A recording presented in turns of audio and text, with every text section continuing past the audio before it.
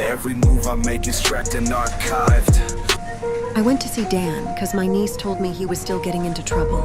This time, he'd held up a store at gunpoint. Give me a six-pack and a bag of chips.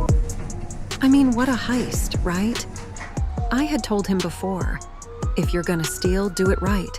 Like the bankers, the politicians, the millionaires. But if your big plan is to swipe a couple of beers and some chips, you're just gonna end up in jail. I haven't done anything, I swear. For being dumb, a small-time crook, a nobody. That's how that week had ended for him, at the police station again. He was living in Jackson Heights, a multicultural neighborhood with people from all over the world. I found him sprawled on the couch. Look at his cap. He was useless. He had been listening to the wrong people. He was watching a movie with a girl his age. He didn't even bother to come greet me.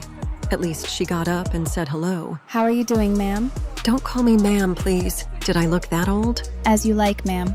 She was scared of me. I don't know what Dan had told her about his mom. I supposed he said I was a wicked witch.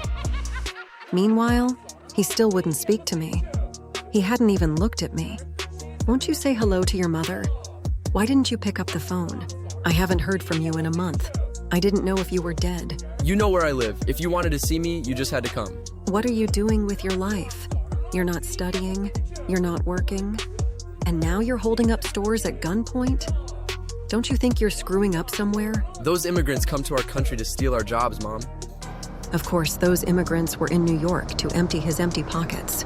Like the owner of the grocery store he had robbed the week before. There's a mosque next door, Mom. They call to pray 5 times a day. This ain't America anymore.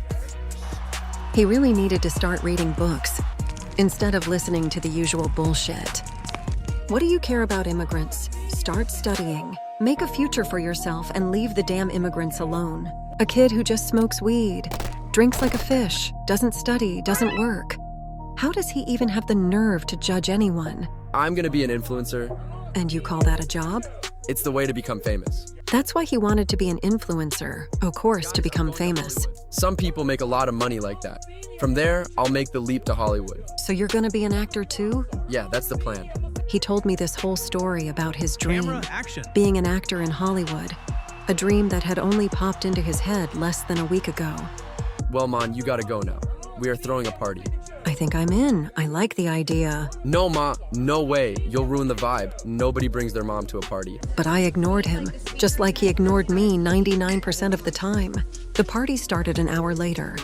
There were like 20 kids crammed into the apartment. And guess who was there? My 17-years-old niece, Laura.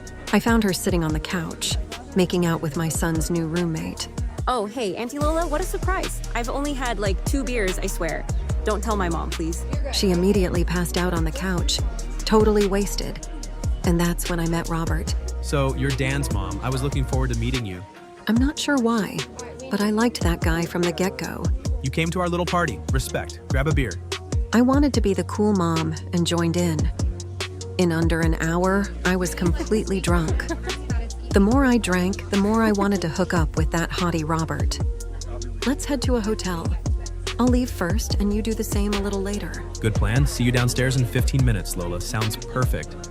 And there I was, daring to tell my son how he should live his life, while he was just a few feet away from me at that moment. Who the hell is that MILF? Is she getting with Robert or what? I don't know. I think she's some loser's mom. It was time to say goodbye. I'm off, guys. Nice party. We'll do this again someday. I don't know who she is. First time I see her, I promise. Soon they also lost track of Robert, because he met me on the street in under 5 minutes. Damn, you came down too fast. It's gonna look mad suspicious, I complained. But the guy just started kissing me, unfazed. You're so beautiful, Lola. You get me so hot. I'm dying to fuck you. We kept making out for a while, and then I told him, I want you to help me get my son out of this criminal crap, Robert. Yeah, Lola, whatever you say. Let's grab a taxi and find a hotel. Listen up. If you don't promise to put Dan on the right track, you can go fuck your own mother. Okay, Lola, I swear. He got down on his knees. The kid was funny. I started laughing my ass off. Get up, idiot, I said. Then we looked for a dark, hidden corner. Oh, Lola, you're the best. I always say older women know how to do it better. I had just pulled down his pants and I was blowing him in the middle of the street. But we couldn't go any further, because then Auntie Lola, where are you? Dan got shot. what happened was that Dan had once again gone to get beers at gunpoint. But this time, it backfired on him, big time. I had to do something to straighten out the path my son was heading down, but I had no clue how to make it happen.